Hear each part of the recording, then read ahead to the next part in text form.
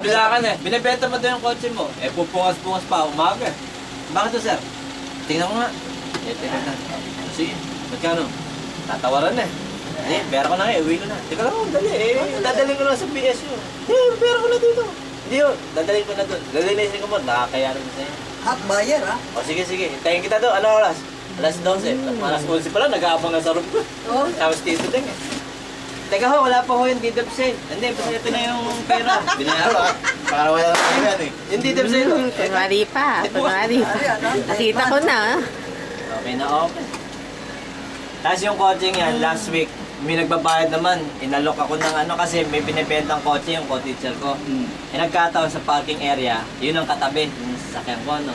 Hindi ko naman binibenta. Dahil hindi type. Ito ako sunada ko, itong beige na to. Kanino to? Tinex agad. Pre, binibenta mo daw ang kotse mo. Pera kayo, ha? Sige, magkano ba? Ikaw mag-presyo. Sige, 150. Sige, okay daw. Okay daw. Kukunin niya. Hindi, loko lang. Lipat mo na yung kotse mo, Wally, para may lipat mo. Oh. Kasi Hindi di na.